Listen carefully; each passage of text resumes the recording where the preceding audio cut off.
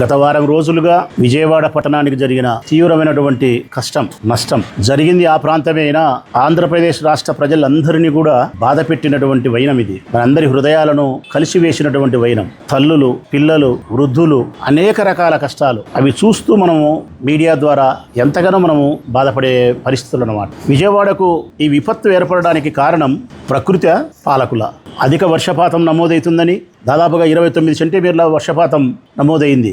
ఆ స్థాయిలో వర్షం కురుస్తుందని చెప్పి, ప్రమాదం సంభవిస్తుందని చెప్పి వాతావరణ శాఖ కానీ, సంబంధించినటువంటి రెవెన్యూ అధికారులు కానీ ప్రభుత్వం దృష్టికి తీసుకొచ్చినారు ముందుగానే.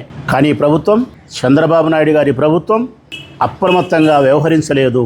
బాధ్యతారాహిత్యంగా వ్యవహరించి నిర్లక్ష్యమైనటువంటి ధోరణితో ప్రవర్తించడమే ఈ ప్రమాదానికి, ఈ ప్రజా నష్టానికి, కష్టానికి కారణం. నేను మనస్ఫూర్తిగా నమ్ముతా ఉన్నా, చంద్రబాబు నాయుడు గారి ప్రభుత్వం విఫలమైందని వీరిని రక్షించే విషయంలో, ఈ విపత్తు నుంచి ప్రజలను కాపాడే ఈ సందర్భంలో చంద్రబాబు నాయుడు గారి ప్రభుత్వం సంపూర్ణంగా విఫలమైంది. ముందస్తు జాగ్రత్తలు లేవు, ప్రజలకు కావాల్సిన సౌకర్యాలు లేవు. వారి ముందస్తు జాగ్రత్తలు తీసుకోకపోవడం ఒక కారణమైతే, వారి వ్యక్తిగతమైనటువంటి ఆస్తులను కాపాడుకునేదానికి మరొక కారణం అంటా ఉన్నారు. కరకట్ట మీద ఉన్న చంద్రబాబు నాయుడు గారి నివాసం మునిగిపోకుండా ఉండడమా? ఏబిఎన్ ఆంధ్రజ్యోతికి సంబంధించిన రాధాకృష్ణ గారి ఆస్తిని, వారికి సంబంధించినటువంటి వ్యాపార సంస్థ మునిగిపోకుండా ఉండడం కోసమా? లేదంటే నిర్లక్ష్యం, సామర్థ్య లోపం. ఈ కారణాల వల్లే విజయవాడలోని సుమారుగా 5-6 లక్షల మంది ప్రజలకు తీవ్రమైనటువంటి కష్టాన్ని, నష్టాన్ని ఈ ప్రభుత్వం కల్పించింది. తెలిసి 47 మంది, తెలియక మరి ఎంతమందో మరణించినారు. ఈ మరణాలకు ప్రత్యక్షంగా కారణం, పరోక్షంగా కారణం ప్రభుత్వమే. ఈ మరణాలకు సమాధానం ప్రభుత్వం చెప్పాల్సిన బాధ్యత ఉంది.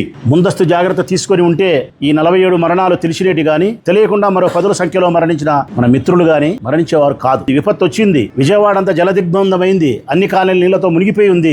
ఆ తర్వాత అయినా ప్రభుత్వము ఏ మేరకు సహాయ చర్యలు అందించిందని చెప్పి ఒక్కసారి మనం గమనిస్తే, మీ మీడియా ద్వారానే చూస్తా ఉన్నాం మనం. వేల మంది ప్రజలు విమర్శిస్తా ఉన్నారు. నేను భోజనం చేయలేదు, నాకు భోజనం అందలేదు, నీళ్లు అందలేదు, వైద్యం అందలేదు, పునరావాసం అందలేదు, అసలు మా కాలనీలోకి అధికారులే రాలేదు, నీళ్లు ఉండే ఈ ప్రదేశంలోకి ఎవరూ రాలేదు, నీళ్లు లేని ఆ రోడ్డు మొదటిలోనే అన్నం ప్యాకెట్లు వేసిపోయినారు.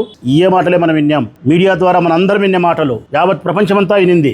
సకాలంలో ఒక ప్రకృతి వైపరీత్యం జరిగినప్పుడు ఒక మనిషికి చేసే కష్టం ఒకలాగుంటుంది. కానీ ప్రకృతి మనిషికి నష్టం చేసినప్పుడు అది 100% ఎక్కువ ఉంటుంది. ఆ కష్టం నుంచి, ఆ నష్టం నుంచి మనిషి కోలుకోవాలంటే గొప్ప ఆపన్న హస్తం ఉండాల్సిన అవసరం ఉంది. అది ప్రభుత్వమే. ప్రభుత్వానికి ఆ శక్తి ఉంటుంది. ఆ ప్రభుత్వం విఫలమైతే కంచే సేను మేస్తే రక్షణ ఏముంది?